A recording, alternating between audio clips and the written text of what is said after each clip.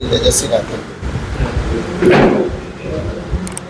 गुरु ब्रह्मा गुरु विष्णु गुरुदेवो महेश्वरः गुरु साक्षात् परब्रह्म तस्मै श्री गुरुवे नमः।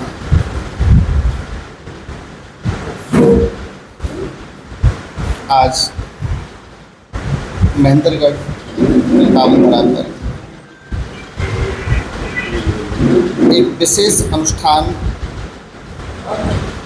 की सूचना के हेतु आप सबका यहाँ पदार्पण हृदय से आप सभी पत्रकार बंधुओं का, प्रिंट मीडिया, इलेक्ट्रॉनिक मीडिया जो भी आप बंधु पधारे हैं, स्वागत अभिनंदन। महेंद्रगढ़ में 1.25 लाख पार्थिव शिवलिंग निर्माण, रुद्राभिषेक, श्रीमद् भागवत कथा और रुद्राक्ष वितरण का एक आयोजन दिनांक 2 जून से 8 जून तक होने वाला है। उसी कार्यक्रम के हितार्थ आप सबको यहाँ बुलाने का मन हुआ।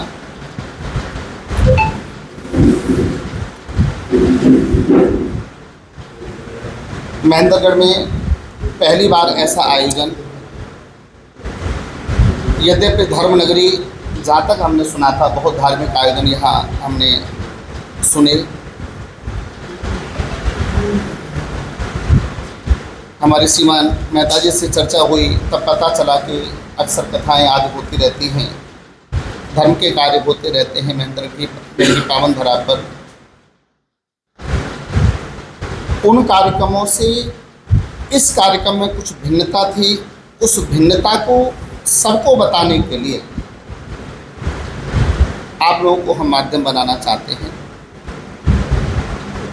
श्रीमद् भागवत कथा, राम कथा के आयोजन प्राय हर शहर हर गांव में चल रहे हैं, लेकिन हमारी एक संस्था भागवत धर्म सेवा परिवार जो सदस्यों में विश्वास न रख करके हर एक बंधु को परिवार की तरह जोड़ने का कार्य करती है। भागवत धर्म सेवा परिवार के माध्यम से हमने महेंद्रगढ़ में एक दिव्य आयोजन करने का मन बनाया और उस आयोजन में विशेष रूप से भागवत कथा के साथ में 1.25 लाख पार्थिव शिवलिंग निर्माण का आयोजन रखा। एक ही स्थान पर हम सबके द्वारा 1.25 लाख पार्थिव शिवलिंग का निर्माण होगा। अर्चन पूजन वंदन प्रतिष्ठापन के साथ रुद्राभिषेक का कार्यक्रम, उन सभी शिवलिंग पर रुद्राभिषेक होगा। 7 दिन का ये आयोजन, 7 दिन भिन्न भिन्न प्रकार से अभिषेक होंगे। एक दिन जल से अभिषेक होगा, एक दिन गंगा जल से अभिषेक होगा, किसी दिन दूध से अभिषेक होगा, किसी दिन शहद से अभिषेक होगा, किसी दिन घृत से अभिषेक होगा, किसी दिन रोग निवृत्ति के लिए अगर कहें तो कुशोदक जो डाब होती है, डाब मिश्रित जल से अभिषेक होगा। धन प्राप्ति की इच्छा रखने वालों के लिए गन्ने के रस से अभिषेक होगा। अलग अलग भिन्न भिन्न अभिषेक होंगे। इस 7 दिवसीय आयोजन में जो विशेष लाभ महेंद्रगढ़ एवं क्षेत्रवासियों को प्राप्त होने वाला है वो लाभ होगा 1 मुखी से लेकर के 14 मुखी तक रुद्राक्ष वितरण। एक बार हम पुनः आप लोगों को बता दें, 1 मुखी से 14 मुखी तक रुद्राक्ष वितरण। और ये सारे के सारे रुद्राक्ष नेपाल के रुद्राक्ष होंगे। इंडोनेशिया और नेपाल 2 जगह रुद्राक्ष की खेती होती हैं, 2 जगह उत्पन्न होते हैं रुद्राक्ष, और दोनों जगहों में सबसे ज़्यादा प्रभावशाली जो रुद्राक्ष होता है वो नेपाल का रुद्राक्ष बताया गया है। तो वही नेपाल के रुद्राक्ष 1 मुखी से 14 मुखी तक रुद्राक्ष यहाँ वितरित किए जाएंगे, जो कलश यात्रा में माताएं बहनें भाई बंधु सम्मिलित होंगे विशेष रूप से उनके लिए।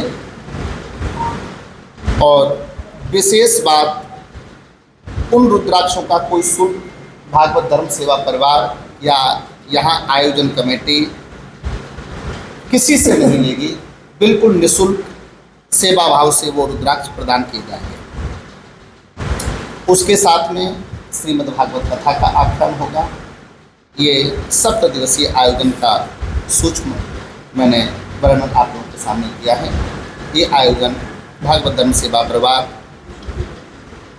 करेंगे। और विशेष रूप से एक चीज़ और हम शायद विस्मरण हो रहा था हमसे, धन्यवाद मरेटा जी ने अभी विस्मरण दिलाया। हर कथा में आप लोगों ने दर्शन किया होगा कि कलश यात्रा निकलती है। हमने विगत 5 वर्ष पूर्व मंथन किया, विचार किया, कहीं कथा चल रही थी और 7 दिन के बाद कलश वितरित किए जा रहे थे। तो कलश के ऊपर से जब नारियल उठाया तो उसमें नारियल में थोड़ी बदबू आने लगी नीचे जल के प्रभाव से। चूँकि श्रद्धा जुड़ी है तो लोग कुछ बोल नहीं पाते, लेकिन विदित है उस जल को कोई पीना भी नहीं चाहेगा, तो वो जल सारा फेंका गया। गर्मी का समय था तो मंथन किया कि हमारी ये 7 दिन की तपस्या और उस तपस्या से संजोया हुआ यह जल और कहीं घृणा का पात्र बनता जा रहा है। तो मंथन किया क्या किया जाए। तो वहाँ फिर हमने कलश यात्रा की जगह एक नया नियम निकाला कि हम एक ऐसा नियम निकालेंगे जिसके द्वारा हर एक घर में एक कथा करोड़ों पुण्यों को देने वाली बनेगी। और ऐसा मन बना करके कलश यात्रा की जगह तुलसी यात्रा का उसी दिन से संकल्प किया। एक संकल्प भागवत धर्म सेवा परिवार का, घर घर तुलसी हर घर तुलसी, ऐसा संकल्प लिया। और उस संकल्प के माध्यम से जहाँ जहाँ भागवत होती है वहाँ तुलसी यात्रा का प्रावधान हम रखते हैं। तो वो यात्रा यहाँ महेंद्रगढ़ की पावन धरा पर भी हमने चेयरमैन साहब से कहा, मैंने कि भाई बोले कलश यात्रा कैसे करेंगे। मैंने कलश यात्रा नहीं, हमारा मन है तुलसी यात्रा। श्रीमान मुकेश मेहता जी से चर्चा हुई, बोले तुलसी यात्रा कैसे निकलेगी। मैंने कहा जी सबको तुलसी देंगे, कलश केवल एक रखेंगे, जो मुख्य यजमान होंगे उनको कलश धारण कराएंगे और समस्त जन जो भी माताएं बहनें निकले कलश यात्रा में सम्मिलित होंगी तुलसी देंगे। 7 दिन तक तुलसी यात्रा के बाद यहाँ तुलसी स्थापित होंगी। 7 दिन नित्य प्रति वो माताएं बहनें यहाँ आएंगी, आकर के अपने श्री हाथों से उसमें जल दे करके 7 दिन भागवत स्थल पर सेवा करेंगी उस तुलसी की। और बाद में वही तुलसी प्रसाद स्वरूप उनको प्रदान कर दी जाएंगी अपने संस्था के द्वारा, ये जो आयोजन कमेटी है इनके द्वारा। तो ये कब होगा ये कार्यक्रम, कहाँ होगा? ये आयोजन 2 जून से प्रारंभ होगा और 8 जून तक चलने वाला है। श्री साईं बचपन स्कूल के प्रांगण में यहाँ महेंद्रगढ़ के नगर परिषद के चेयरमैन श्रीमान रमेश सैनी जी, इनका अध्यक्ष में ये प्रांगण स्कूल चलता है। यहीं इसी स्थान को ठाकुर जी ने चुना है। एक सद प्रेरणा, हम तो परिचित भी नहीं थे, लेकिन एक नाम मेरे सामने आया तो मैंने मुकेश मेहता जी से चर्चा की कैसे ऐसे एक नाम है, तो उन्होंने बताया। तो ठाकुर की कोई प्रेरणा और सबसे बड़ी प्रसन्नता तब हुई जब मैंने प्रस्ताव रखा तो चेयरमैन साहब के मुख से निकला, बोले संकल्प तो 2 साल से चल रहा है लेकिन पता नहीं क्यों मैं करवा नहीं पा रहा था। तो ये एक संयोग बन गया, मन हुआ और जहाँ पहुँचे वहाँ पहले से ही ठाकुर जी ने सब प्रेरणा हृदय में जगा रखी थी। तो ये स्थान श्री साईं बचपन प्ले स्कूल का जो प्रांगण है ये रखा गया है। टाइमिंग इसमें प्रातः 8 बजे से रुद्राभिषेक प्रारंभ होगा। उससे पहले 6:30-7 बजे के करीब हम समस्त नगर के बंधु बांधवों से, माताओं बहनों से एक ही बात कहेंगे, यहाँ जो शिवलिंग निर्माण होगा वो स्वयं सबको अपने हाथों से करना है। आप सबको मैं एक विशेष बात और बता दूं, जो पार्थिव शिवलिंग निर्माण होने वाला है, भगवान श्री राम ने रामेश्वरम में जब लंका पर विजय प्राप्ति की है, तो विजय प्राप्ति से पूर्व लंका पर जब आक्रमण करने वाले भगवान श्री राम, तो उससे पूर्व भगवान ने भगवान शिव का पूजन किया है।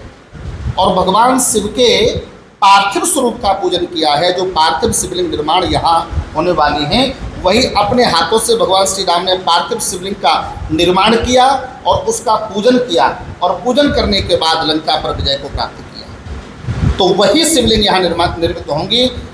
हमारे शास्त्रों का कहना है, संतों का कहना है कि जो पार्थिव शिवलिंग निर्माण करके इसका पूजन करता है, कोई क्षेत्र ऐसा नहीं उस जीव के जीवन का जिस क्षेत्र में पार्थिव शिवलिंग पूजन करने के बाद प्रवेश करे उसमें विजय की प्राप्ति ना हो।